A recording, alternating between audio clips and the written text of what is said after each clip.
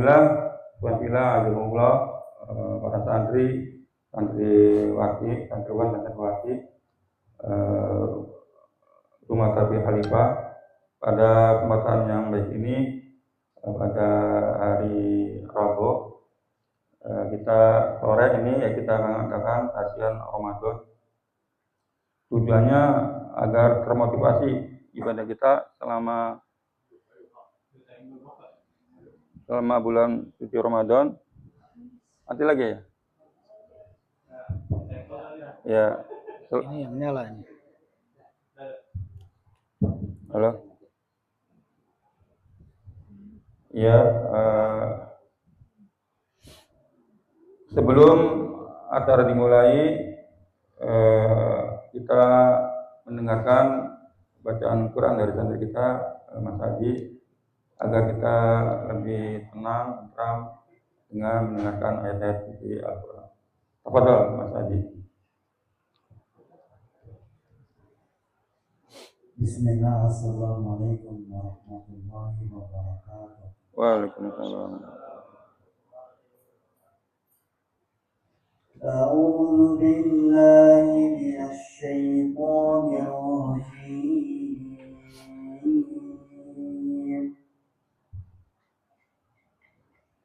Bismillahirrahmanirrahim.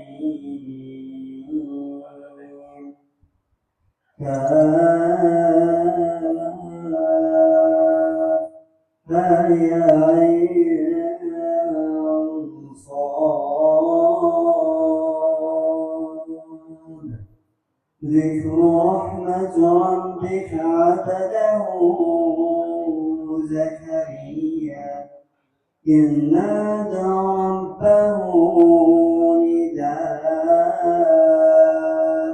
خفيا قال رب إني وهن العظم مني واشتعل الرأس شيبا ولم أكن بدعائك رب شقيا وإني خفت الموالي من ورائي وكانت امرأتي عاقرا فهب لي من لدنك وليا يرثني ويرث من آل يعقوب واجعله رب رضيا يا زكريا إنا نبشرك بغلام اسمه يحيى لم نجعل له من قبل سميا قال رب أنى يكون لي غلام وكانت امرأتي عاقرا وقد بلغت من الكبر عتيا قال كذلك قال ربك هو علي هين وقد خلقتك من قبل ولم تك شيئا قال رب اجعل لي آية قال آيتك ألا تكلم الناس 3 ليال سويا فخرج على قومه من المحراب فأوحى إليهم أن سبحوا بكرة وعشيا صدق الله العظيم. Wassalamualaikum warahmatullahi wabarakatuh. Waalaikumsalam. Syukron jazakumullahu khairan katsira. Mas Haji telah membacakan surat Al-Quran, Al-Quran. Semoga yang membacanya, khususnya Mas Haji, telah memberikan pahala, dan juga yang mendengarkan kita semua akan mendapatkan yakni pahala dari Allah Azza wa Jalla. Untuk kelanjutannya nanti akan disampaikan oleh Ustadz Yang Mulia Dr. Wildan Hasan, MPDI. Beliau akan menyampaikan mungkin ada 2 sesi Ustaz. Jadi Ustaz memberikan tausiah, nanti ada transaksi, maksudnya aktif ya, sama diskusi supaya yang nggak jenuh. Kadang-kadang kalau Ustaz ceramah aja nanti ngantuk. Iya. Mungkin ketika dalam posisi Ustaz lagi memberikan tausiah, bisa aja materi atau pertanyaan ketika mengulang, jadi santri itu aktif. Sesi yang kedua adalah pertanyaan tanya jawab. Jadi ada interaktif, kemudian Ustaz memberikan tausiah, kemudian juga ada sesi yang kedua yang ini ada tanya jawab. Jadi intinya santrinya aktif dan kalian membuat catatan. Ya, jadi catatan maksudnya tuh ingat apa yang disampaikan oleh Al-Ustaz Dr. Wildan ini, ketika ada yang disampaikan itu kurang paham atau kurang kelihatannya kurang pas gitu, maka pertanyakan langsung. Ya, jadi mumpung ada Ustaz di sini, ya dengan itu ilmu kita bertambah. Ya, al-ilmu bita'allum, dengan bertambahnya ilmu dengan belajar. Salah satunya kami sebagai Rumah Tarbiyah Khalifah, sebagai manajemennya, yakni pengurus Khalifah, mendatangkan ustadz dari luar. Tujuannya adalah thalabul ilmi, yakni wajib seorang muslim thalabul ilmi ala kulli muslim wal muslimatin. Jadi kita wajib belajar thalabul ilmi. Mungkin kalau sama saya sendiri sama Ustadz Umar mungkin bosan. Ustadz itu aja kan. Tapi kalau dengan Ustadz yang datang dari luar, mungkin pengalamannya lebih tinggi. Apalagi Ustadz ini kan pengurus Dewan Dakwah dan MUI juga. Jadi insya Allah pengalamannya lebih tinggi, lebih wawasannya gitu dari kami yang di sini. Dan kalian pun bosan kalau saya ceramah karena udah tiap hari ngajar. Tapi insya Allah dari Ustadz yang dari luar untuk memberikan semangat agar kalian lebih semangat lagi untuk thalabul ilmi. Itulah dari kami, mudah-mudahan kami serahkan pada Al-Ustaz Dr. Wildan Hasan. Itu adalah Rambutan dulu.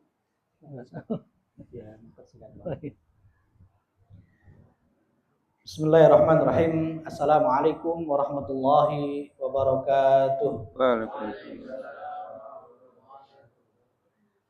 Innal hamdalillah nahmaduhu wa nasta'inuhu wa nastaghfiruh wa na'udzu bihi min shururi anfusina wa sayyiati a'malina. May yahdihillahu fahuwal muhtadi wa may yudlil falan tajida lahu waliyyan mursyida.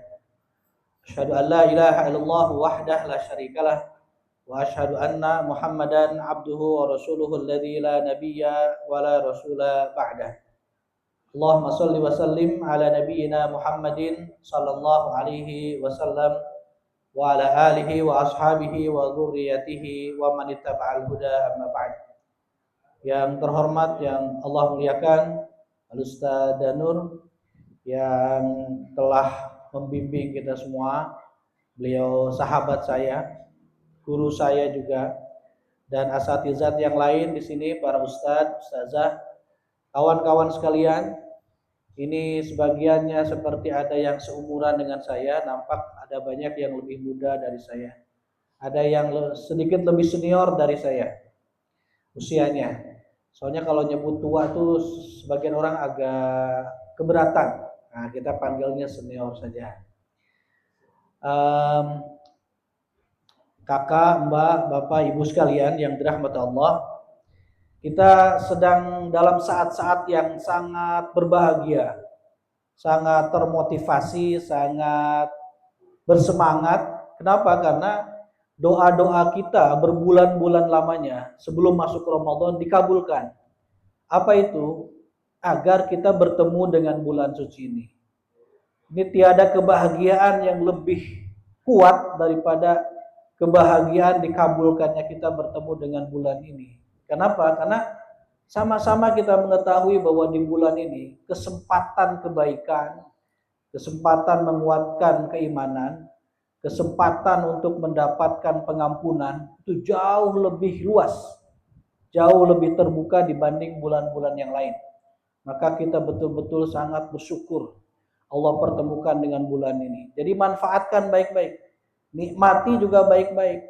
Jangan pengen selesai cepat-cepat. Karena kalau udah selesai cepat-cepat, ujung-ujungnya kadang kita nyesel. Tiba-tiba udah lebaran aja. Memang kita berharap-harap lebaran, tapi ketika lebaran nyampe, apa ya amal-amal yang sudah dilakukan itu? Dapat apa? Hasilnya apa? Targetnya tercapai atau tidak? Malah kita bingung. Maka yang Allah katakan dalam Al-Baqarah 184, ayyamam ma'dudat. Puasa bulan Ramadan itu beberapa hari saja. Allah nggak sebut sebulan, Allah nggak sebut 30 hari, salatun ayyam, tapi Allah sebut beberapa hari saja. Ini namanya pendekatan psikologi bahasa. Kenapa? Agar mudah kita, ringan kita hati melaksanakan ibadah puasa. Apalagi di ayat sebelumnya Allah gunakan pendekatan sejarah. Allah bandingkan antara puasa kita dengan puasa umat sebelum kita. Yang lebih berat mereka itu. Contohnya apa? Mereka itu umat Nasrani, umat Yahudi, umat sebelum kita juga punya kewajiban puasa. Kalau mereka berbuka di waktu maghrib, itu kalau waktu isya ketiduran, nah nggak boleh lagi makan, minum dan bercampur.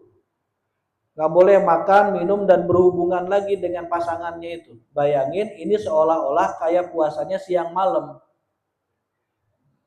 Di awal Islam ini hukum ini sempat diterapkan dan para sahabat berat melaksanakannya. Termasuk sahabat Umar Ibnul Khattab Al-Faruq radhiyallahu anhu yang sosoknya kita tahu tegas, keras, kokoh, kuat, tangguh. Nah, seperti Ustaz Umar inilah. Ganteng. Nah, contohnya. Itu pun nggak kuat. Maka Allah batalkan ketetapan itu di ayat 187-nya itu. Kan ada rangkaian kewajiban ibadah puasa itu Al-Baqarah 183 sampai 187. Uhilla lakum lailatas siyamir rafathu ila nisaikum. Halal bagi kalian sekarang bercampur dengan istri kalian malam hari bulan Ramadan. Sebelumnya nggak boleh. Kita makan minum bercampur boleh malam tuh, siangnya nggak boleh. Coba bayangin kalau malam sama siangnya nggak boleh, berat kita melaksanakan sahur. Jadi betapa kasih sayangnya Allah sama kita itu. Makanya ada kisah satu hadis, seorang sahabat datang kepada Nabi Shallallahu Alaihi Wasallam. Halaktu ya Rasulullah, kata dia. Aku celaka wahai Rasulullah. Ma'ahlakaka, apa yang bikin kamu celaka? Waqa'tu ala mura'ati fi Ramadan. Aku jatuh di atas istriku siang hari bulan Ramadan. Ini bukan nggak sengaja, ini bukan terpleset, dia sengaja jatuh di atas istrinya. Maksudnya bercampur kan batal puasanya. Ini saking beratnya di awal-awal waktu itu sebelum dibatalkan. Jadi bagi kita ini kebahagiaan ini bukan hanya waktu mau berbuka, juga nanti ketemu Tuhan kita Allah Subhanahu wa taala sebagaimana dalam hadis. Tapi puasanya sendiri, ibadahnya sendiri sudah bikin kita bahagia. Selain karena ringan, juga pahalanya tidak terkira, berkahnya, rahmatnya, ridhonya, ampunannya juga tidak kira-kira. Jadi ini tuh masa-masa Allah lagi hambur-hamburin. Hambur-hamburin pahala, hambur-hamburin pengampunan, hambur-hamburin rahmat, berkah. Jadi kalau kita datang ke satu mall, itu diskonnya 99,999%, masa sih kita nggak datang ke mall itu? Kan lagi diskonnya besar-besaran kayak gitu, bukan hanya 20-30%, hampir 100%.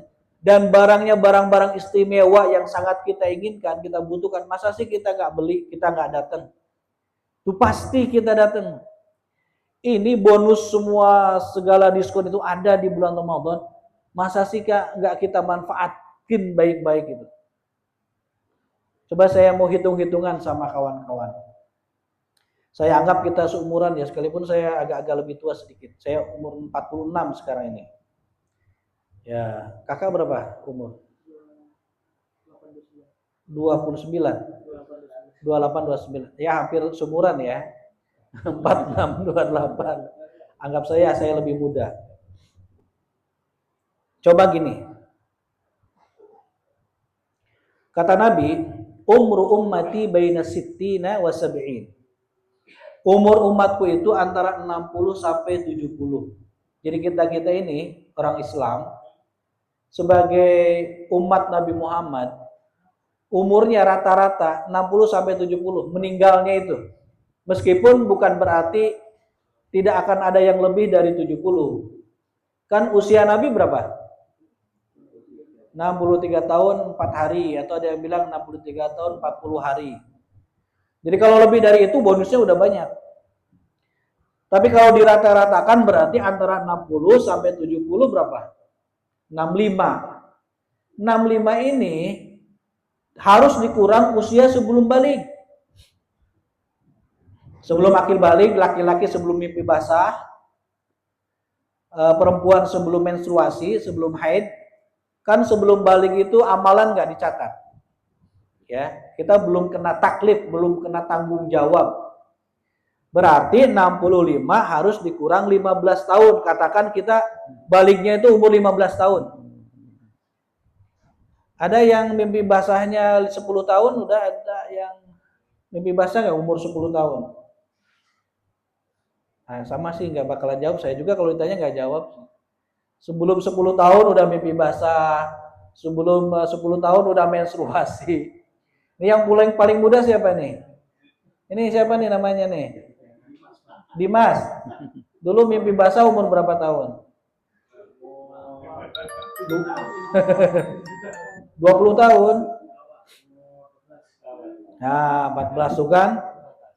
Nah, sekarang katakan saja rata-rata 15 tahun baru mimpi basah atau baru balik ya. Bingung juga mimpi basah apaan ya gitu. Nah, 65 tahun ini harus dikurangi 15 tahun, sisa 50 tahun. Jadi usia kita yang akan diminta pertanggungjawaban oleh Allah itu 50 tahunan.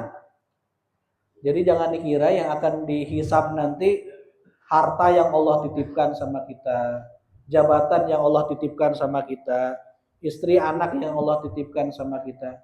Ingat, umur juga digunakan, dihabiskan untuk apa? Itu akan diminta pertanggungjawaban.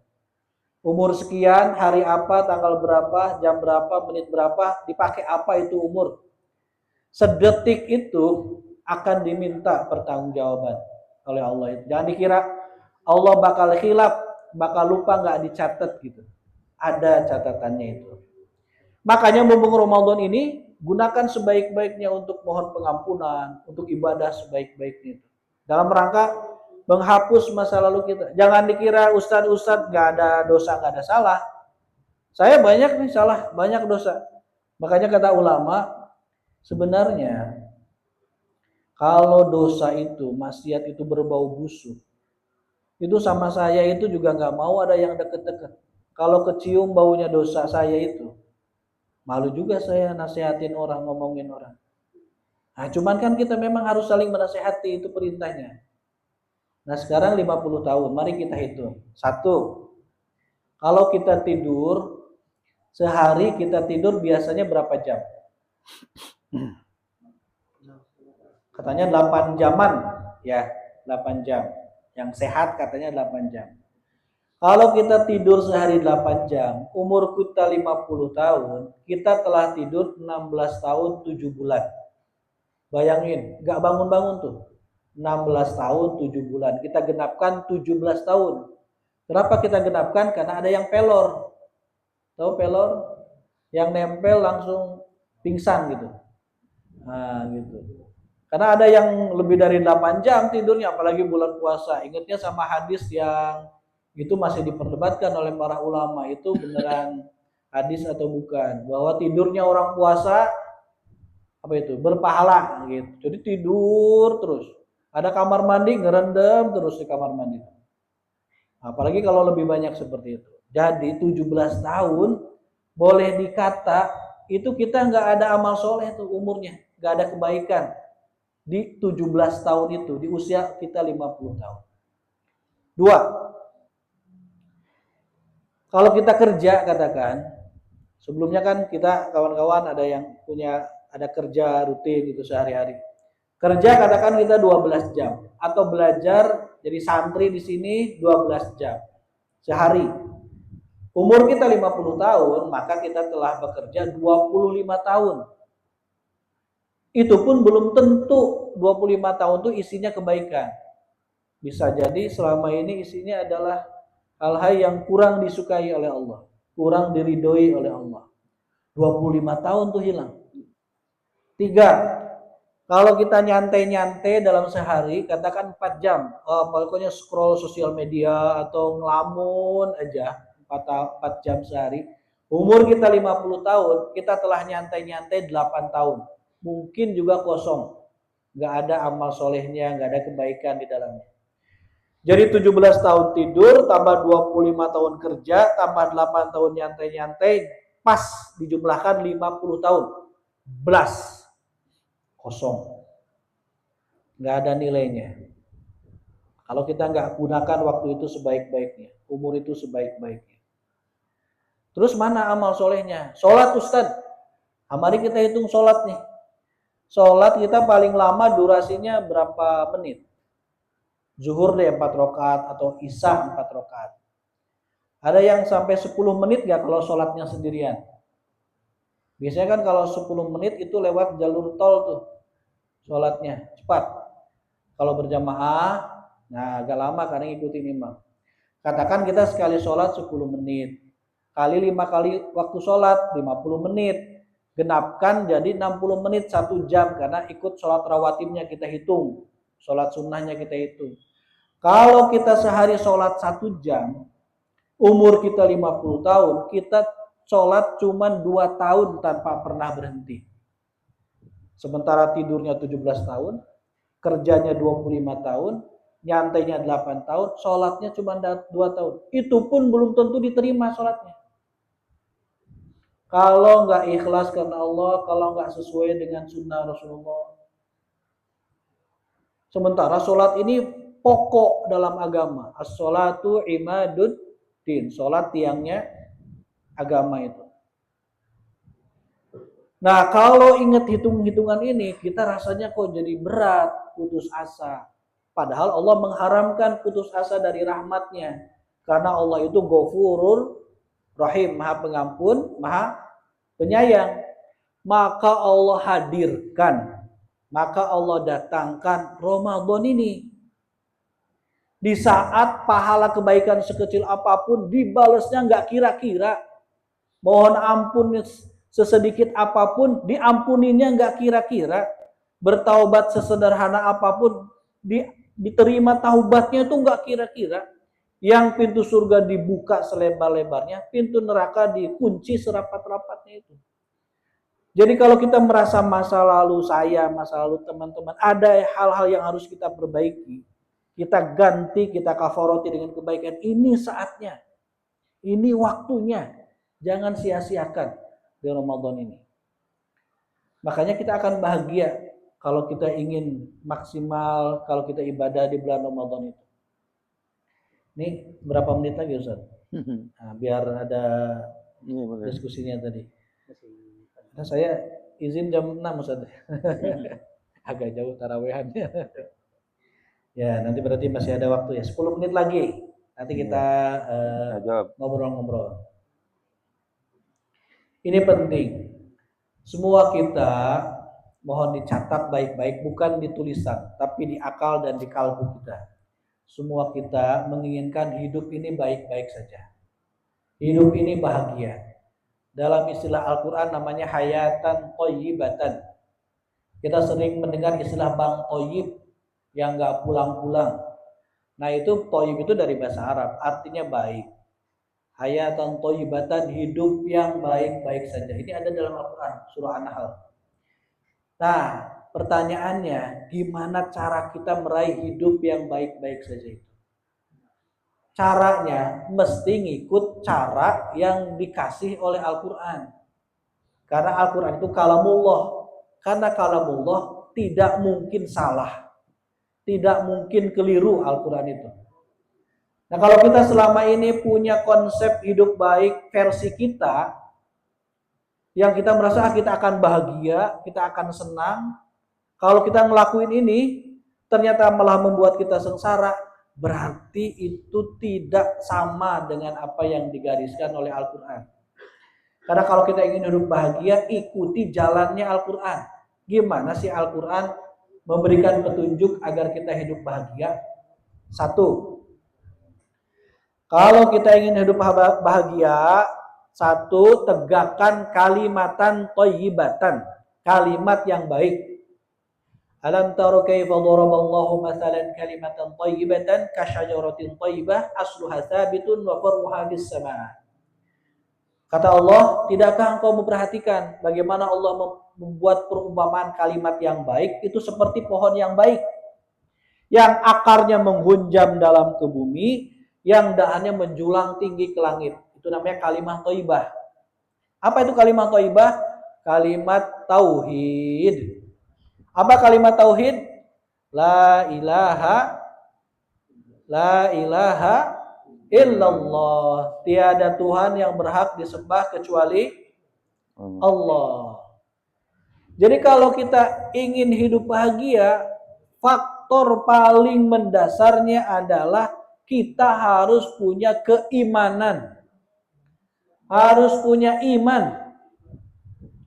Kalau orang punya iman, dia akan terarah hidupnya. Dia akan terbimbing hidupnya.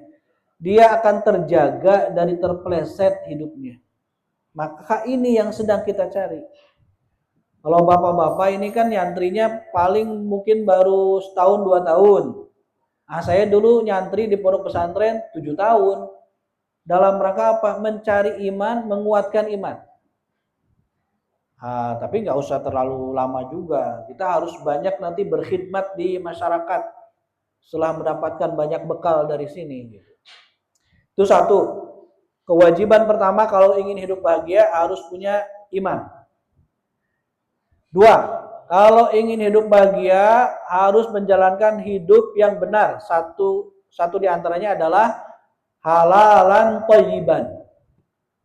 Mengkonsumsi, menggunakan makanan, minuman, obat-obatan, kosmetika yang halal dan yang baik. Itu ada dalam Al-Quran. Ya ayyuhan nas, kulu mimma fil ardi halalan thayyiban. Hei manusia, makan oleh kalian yang halal dan yang baik ada di muka bumi ini. Baru kita akan bahagia kalau mengkonsumsi, menggunakan makanan, minuman, obat-obatan, kosmetika yang halal dan yang baik. 3, kita akan hidup bahagia kalau pekerjaan kita baik. Namanya kasban thayyiban. Ya ayyuhalladzina amanu anfiqu min thayyibati ma kasabtum. Hei orang-orang beriman, berdermalah kalian dari pekerjaan kalian yang baik-baik. Pekerjaan yang baik itu apa? 1, zat pekerjaannya memang baik, pekerjaan yang baik, yang halal. 2, cara mendapatkan pekerjaannya baik-baik. 3, bekerja dengan cara yang baik pula, tidak pakai ilmu kodok loncat. Tahu nggak ilmu kodok loncat? Injak bawah, jilat atas, sikut kanan, sikut kiri. Nah itu kerja ilmu kodok loncat namanya. Nah itu nggak baik, nggak disukai sama Allah. 4, mengeluarkan hasil dari pekerjaannya ke tempat-tempat dan kebutuhan yang baik. Kita punya uang nggak lari ke tempat-tempat yang buruk, tapi ke tempat yang baik.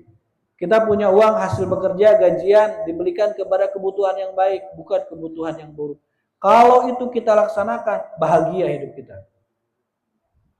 Pernah Nabi ditanya oleh sahabat, ya Rasulullah, ayyul kasbi atyab, pekerjaan apa yang terbaik? Apa jawaban beliau? Amalur rajul biyadi, seseorang bekerja dengan tangannya, dengan kemampuannya, dengan kompetensinya. Dia nggak ngerepotin orang. Dia nggak kerja punya tugas, punya jabatan karena ada bapaknya, ada pamannya gitu. Karena ada ordal. Enggak. Dia bekerja, mendapatkan pekerjaan itu karena memang dia punya keahlian di situ. Itu namanya orang bekerja dengan pekerjaan yang baik. Dan kullu bai'in mabrurin, setiap bisnis jual beli yang mabrur, nggak ada tipu menipu di situ, nggak ada unsur perjudian di situ, maka dia telah menggunakan pekerjaan yang baik. Udah berapa tadi? Apa yang pertama tadi? Kalimah thayyibah, harus punya iman. 2, halalan thayyiban. 3, pekerjaan yang baik, kasban thayyiban. 4, doa Nabi Zakaria itu tadi yang dibaca surah apa? Maryam ya? Maryam. Ya, kisah tentang Nabi Isa, Maryam, Zakaria gitu kan. Nah, yang keempat ini doa Nabi Zakaria, Robbi habli min ladunka, apa tuh anak yang baik itu? Hah? Dzurriatan thayyibatan ya. Nah, itu. Rabbi habli min ladunka dzurriatan thayyibatan. Ini thayyib-thayyib juga. Kalau kita ingin hidup bahagia, nanti kita berkeluarga, punya anak, didik dengan benar. Dengan benar itu seperti apa? Tanamkan keimanan, berikan yang halal dan yang baik, dia carikan pekerjaan yang halal dan yang baik. Maka akan jadi dzurriatan thayyibatan. Kita punya anak, aduh anak nih ngeselin, anak nih sama ini. Saya punya anak nih, satu udah kuliah, satu mau SMA, satu masih SD. Kadang anak itu nyenengin, kadang anak itu nyebelin. Kalau lagi nggak soleh dia nyebelin banget, nakal nyebelin banget. Kita doa sama Allah, ya Allah berikan keturunan yang baik. Maksudnya apa? Solehkan dia ya Allah, cerdaskan dia ya Allah, kasih makan minum obat-obatan kosmetika yang halal yang baik, kasih pekerjaan yang baik dia ya Allah. Karena kalau kita punya anak yang soleh yang baik, orang tua itu bahagia betul. Saya ngerasain pernah jadi anak, ngerasain pernah jadi orang tua. Oh, lagi jadi orang tua maksudnya, bukan pernah. Ngerasain lagi jadi orang tua. Nah, di antara kawan-kawan ini pasti pernah ngerasain jadi anak. Coba angkat tangan yang ngerasain jadi orang tua. Yang udah jadi orang tua. Bapak itu mungkin di belakang ya, Abang.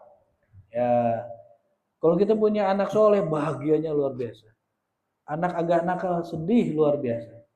Jadi kalau pengen bahagia, didik anak agar jadi baik. 5. Apa itu dalam surah Saba itu yang negeri baik itu istilahnya? Baldah thayyibah. Saba 15. Baldatun thayyibatun wa rabbun ghafur. Kita juga harus menjadi bagian dari masyarakat yang berkontribusi menjadikan negaranya itu negara yang baik. Dengan cara apa? Dengan cara jadi warga negara yang baik.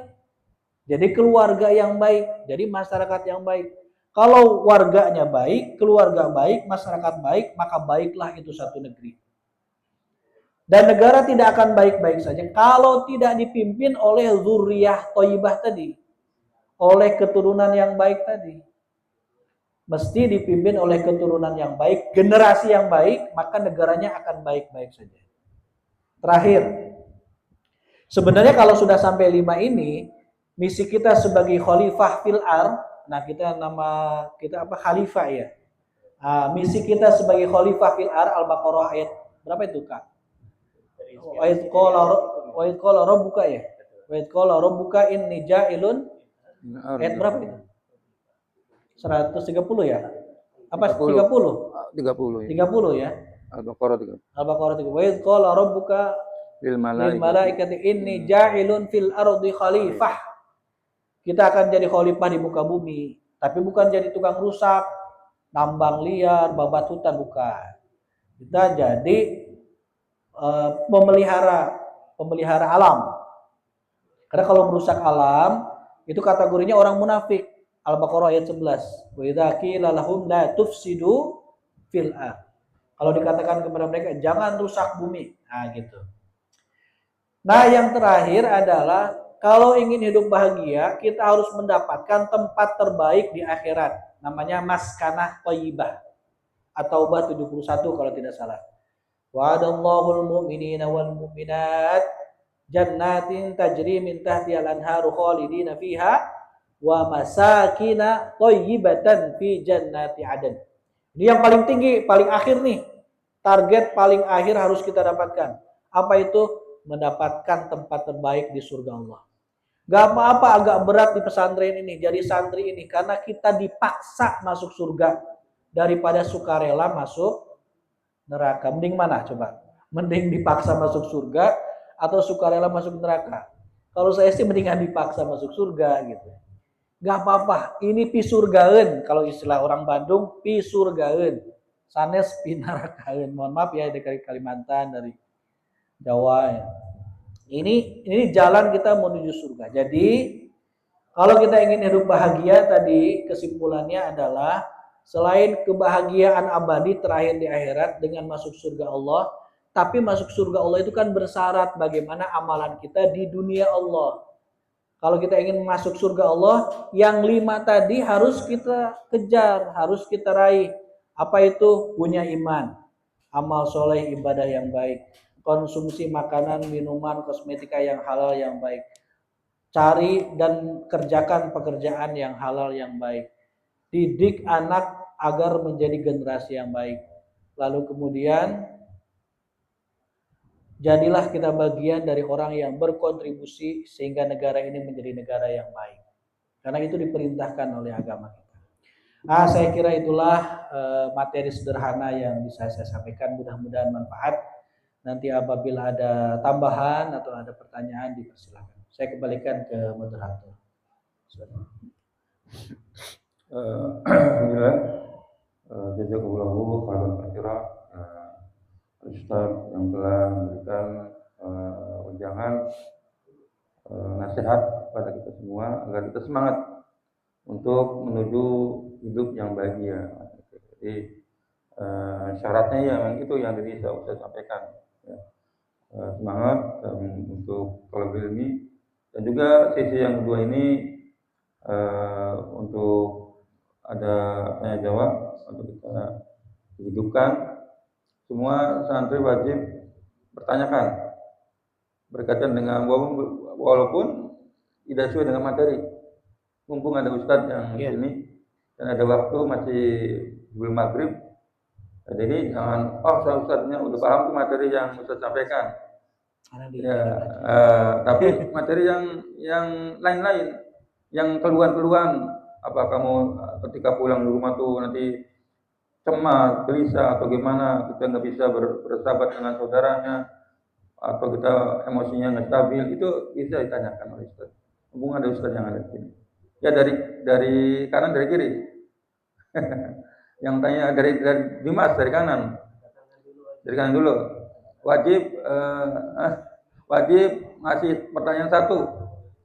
Pertanyaan satu berkaitan dengan pribadi sendiri boleh, berkaitan dengan materi boleh, berkaitan dengan masalah yang lain pun boleh. Ya sini langsung dikasih tahu dulu Mas Haji. Masa Dunda atau si Dimas? Ya, materi umum. Umum.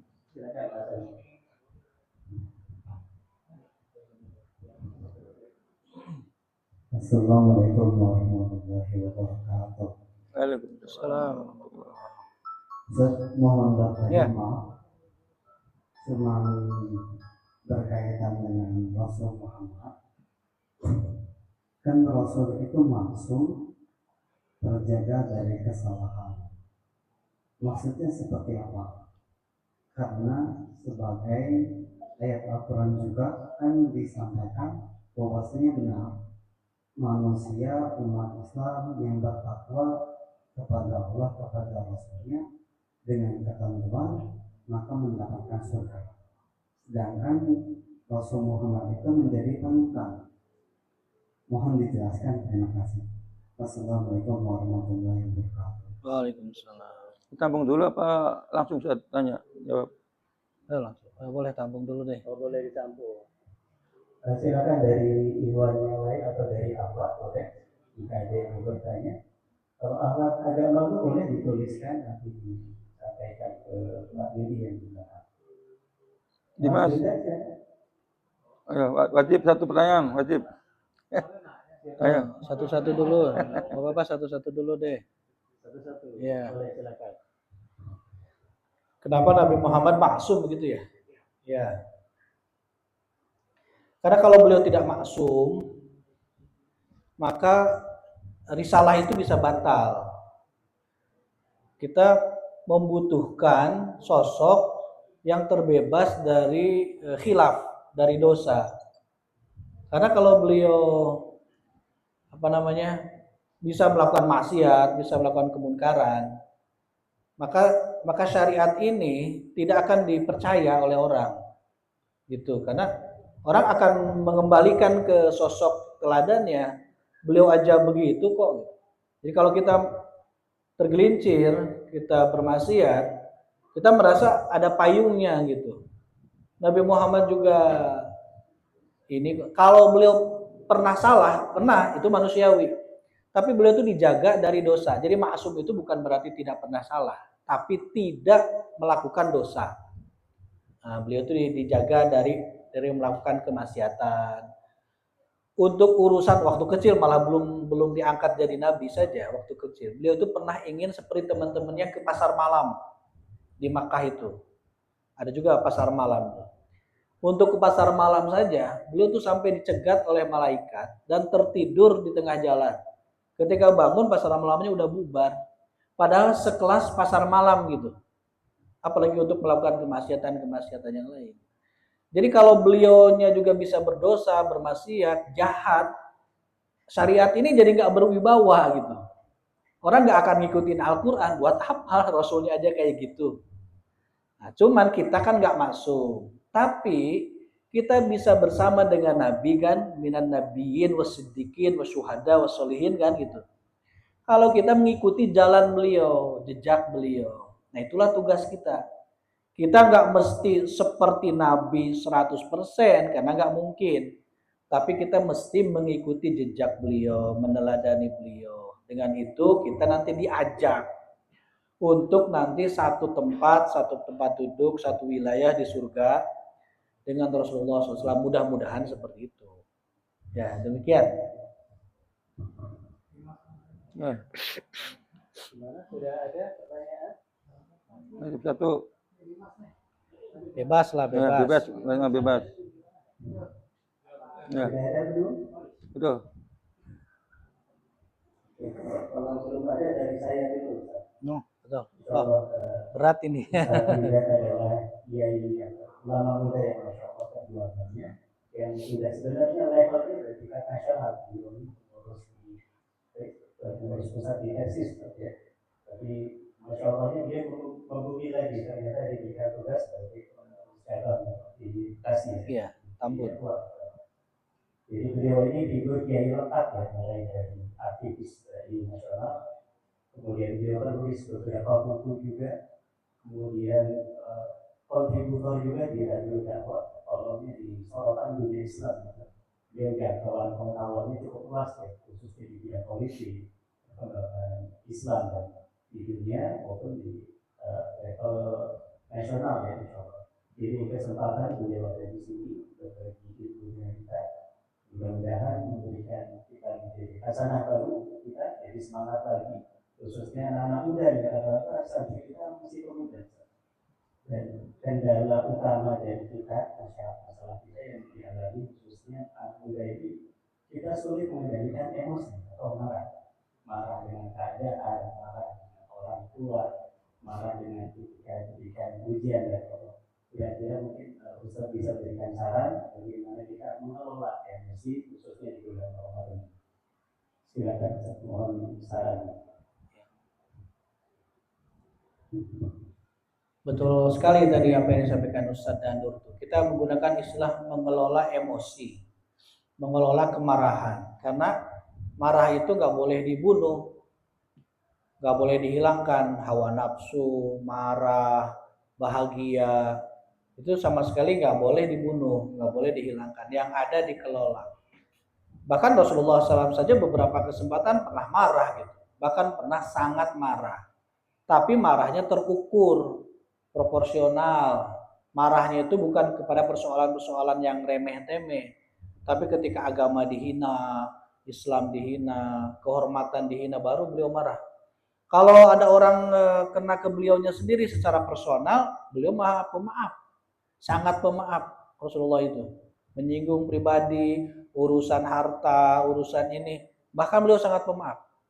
Beliau itu kan kalau dideketin sama orang, terus ada yang bilang, ya Rasulullah bajunya bagus, langsung beliau buka, kasih tuh ke orangnya itu. Jadi nggak ada beliau menghargakan urusan pakaian.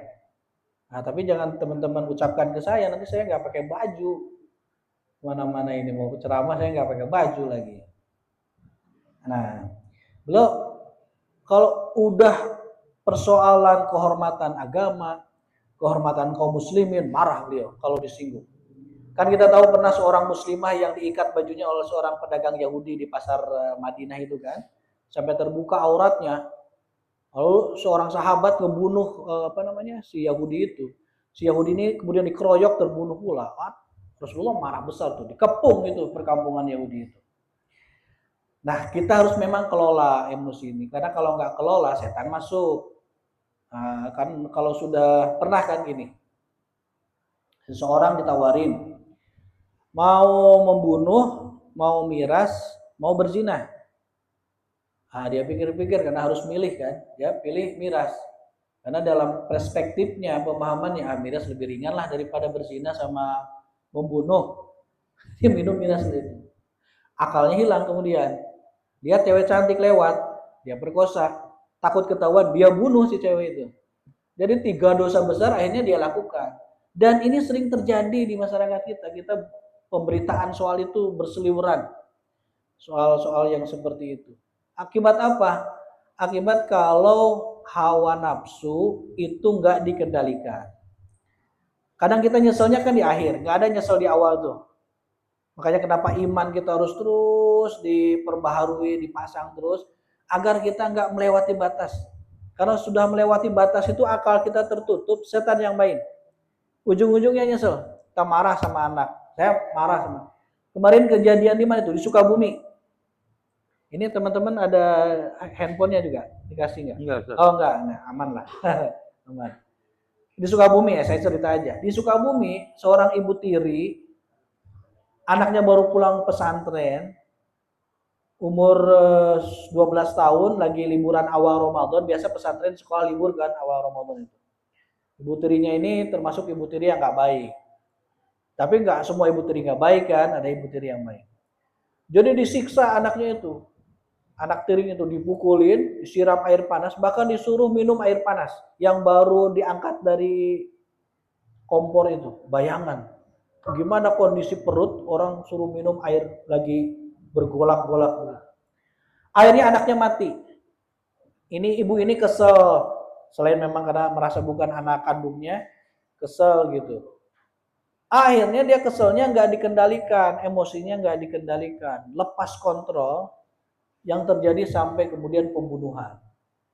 Coba kalau kuat iman, baik iman, nggak akan ada kita lepas kontrol itu. Jadi bagaimana cara mengendalikan emosi? Pupuk terus iman kita, ibadah kita, kesabaran kita, akhlak kita. Ini udah bagian yang sangat tepat kita belajar di sini untuk mengendalikan emosi dengan cara apa? Dengan cara mendekat kepada Allah. Karena kalau kita dekat sama Allah, setannya kabur. Kayak kalau setan dengar azan, dia kabur. Kenapa? Azan itu membuat kita mendekat kepada Allah untuk sujud, memohon perlindungan kepada Allah. Jadi kalau mau kita mampu mengendalikan kemarahan, emosi, untuk apapun itu, maka makin mendekatlah kita. Makin banyaklah sujud kita kepada Allah. Kalau kita mendekat kepada Allah itu kan banyak hadisnya. Kalau kita mendekatnya sambil jalan kaki, Allahnya lari ke kita. Kita mendekatnya sehasta, Allah mendekat kita sedepak. Itu hadis-hadisnya banyak. Untuk apa? Karena Allah sangat senang kepada hambanya yang ingin kembali kepadanya itu. Seperti digambarkan dalam satu hadis, kata Rasulullah, ada seorang ibu dalam keramaian kehilangan anaknya. Panik kan? Dia sayang banget sama anak, anaknya hilang, panik luar biasa. Ternyata kemudian dia temukan lagi anaknya, bahagianya luar biasa. Nah, kata Nabi Muhammad, Allah itu jauh lebih senang daripada ibu itu ketika ada hambanya yang kembali kepadanya. Kita orang tua kehilangan anak, paniknya luar biasa. Anaknya balik lagi kepada kita, bahagianya luar biasa. Nah, Allah itu lebih jauh berbahagia kalau ada hambanya itu yang mau balik kepadanya. Salah satu dosa besar itu adalah seseorang yang meyakini dengan dosanya dia tidak akan mendapatkan pengampunan dari Allah. itu dosa besar. Kita merasa pernah melakukan dosa besar, lalu kita merasa Allah kayaknya nggak mungkin ngampunin dosa saya. Justru di situ dosa besar. Sementara Allah telah meyakinkan kita bahwa Allah Maha Pengampun, Maha Penyayang. Jangan ragukan itu.